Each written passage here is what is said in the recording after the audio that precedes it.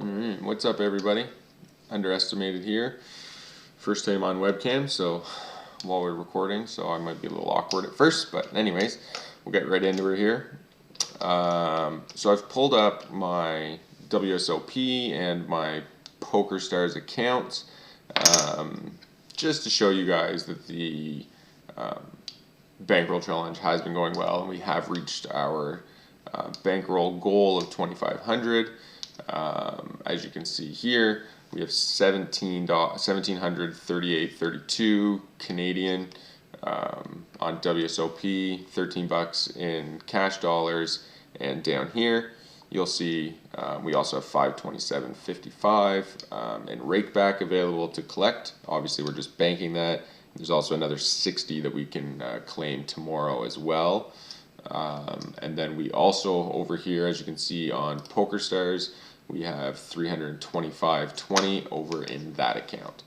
Okay, so obviously that adds up to, what's that, 17 and 3 is 250, 2550, 2575. So we're at about 2,600 and change between the two accounts. And from the start, again, we've obviously been playing both accounts, and we had 100 put in on each one. That's why our bankroll challenge started at 200. I think we hit 1,500 was our first challenge, or 1,000, can't remember now. Our second one was 2,500, which we just hit the other day. And now our third bankroll challenge has jumped up significantly to $10,000. So that's what we're shooting for right now. That's our next goal. And hopefully we can reach it. So now that we've kind of gone through that and we've shown you guys everything, I'm just going to pull up our chart here now on PokerCraft. There isn't much to see over on PokerStars.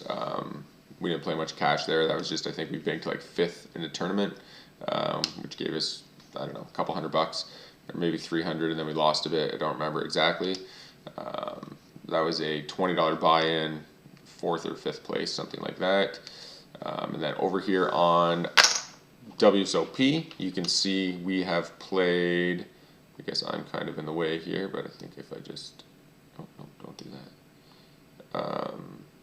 What can I do here? Just move myself out of the way. No, that's not going to change it either. Oh, right there. Okay, anyways, so we've played a grand total of 140,000 hands. It looks like we've won in this particular cash game. Our EV's 1,400-ish, no, 1,385. We've won 1,300. So we're running at about 8 buy-ins below expected value. But anyway, so our win rate at NL10, and there are a couple times that, you know, NL25 and NL50 have been mixed in here. But for the most part, this is like, you know, probably 138,000 hands or more of NL10, and we are winning at approximately just under 10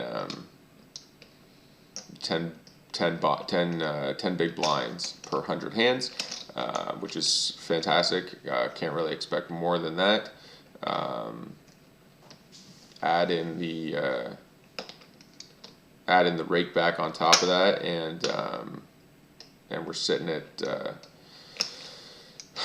even more than that. So can't complain much. I think this records everything that's gone into your account, I'm assuming. Anyways, so yeah, we're running at about 10 big blinds per 100 hands, so we can't complain there. We played pretty straightforward. Maybe, I don't know if we fold a little bit more than we should be in certain spots, but I think at the lower stakes, people just aren't bluffing very often. So if somebody's coming at you and you have, majority of the time, you just have a top pair, then you just gotta get out of the hand. So anyways, we're just kind of gone through that. I just wanted to let you guys know that we are a winning player and we are crushing these limits. You know, so some of the advice I give in my videos aren't necessarily, might not always be the best, but we are a winning player. We do play our specific way. which I do believe is kind of like Daniel Negreanu says, which is a mix between GTO and exploitive play. You can't just do one or the other. You're just going to get, you know, at high stakes. Not at NL10, but, you know, you got to start somewhere. So yeah, we just play a straightforward game, and the biggest thing that I've learned playing NL10, and I've played micro stakes for a lot of hands, so 140,000 just here alone. Folding is key. That's really the reality to it. Is if you, as long as you're not putting yourself in bad spots, and as long as you're just playing smart, straightforward poker, and when somebody comes at you with aggression and you have, you know, top pair, top kicker, you're beat. It's just the reality of it. Not always, obviously, but I'd say at these stakes, if somebody's coming at you and you have top pair, top kicker, you're beat 99% of the time. And I don't mean, you know, betting flop, betting turn. I mean betting flop, betting turn, shoving river, betting flop, check raising turn, or you bet flop, you bet turn, they check raise you on the turn, etc., etc., etc., right? You know, you bet, and they shove on the river. Like, getting away from those hands in those spots is very crucial at this small stakes for your win rate. Okay, so we've looked at the EV graph. Now let's check out our positional play and see where we're at here. So yeah, it's kind of annoying because I got to click through all these hands. So that's over our first 10,000 hands. You can see we were profitable everywhere but the big blind, and we're just going to kind of click it through here, make our way towards the end, and you'll kind of watch just the luck, right? At 10,000 hands, whatever you see there is just luck, essentially, right? It's not a big enough pool of hands to really determine, you know, where you're playing positively and where you need to make adjustments and etc. Right, so let's get to we'll go to about halfway through here, or one over. So halfway through our 140,000 hands approximately, you can see that we're winning under the gun, we're winning in middle position, we're winning in the cutoff, we're winning in the button, obviously, and we're losing in the small blind and losing in the big blind. All are very standard, right? And as you can see, we win the most on the button, and we win the least under the gun. So you can really clearly see how important it is to be in position when you're playing hands, right? You don't want to be, you know, getting crazy with small pocket pairs and small suited connectors and all of these type of hands, you know, when you're out of position, because they're just not profitable, right? Like, playing in position is extremely important, and it just shows it here. There's no way around it. You can just see it tally up in position. The more you're in position, the more people you have position on, the more times you win, right? The button, you're stealing blinds left and right, you're doing this, you're doing that, and as you can see, our win-loss in the small blind and the big blind is quite significant, you know, halfway through here.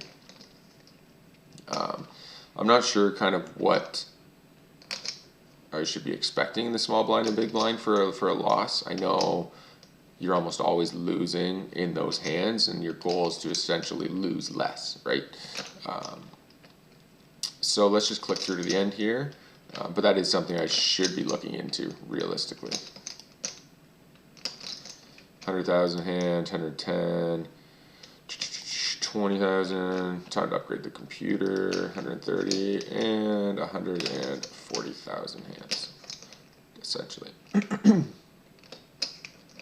So, as you can see here, our win-loss in the small blind has improved. We're still losing a bunch in the big blind.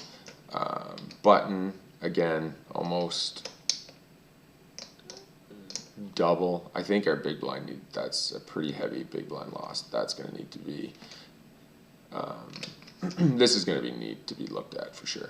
But anyway, so under the gun 403, middle position 311, cutoff 664, button 911, and once negative 178 in the small blind and negative 810 in the big blind. That's a pretty heavy loss that I'd like to look into. So yeah, sitting right now, our win-loss is 1,300 over the 139,000 hands.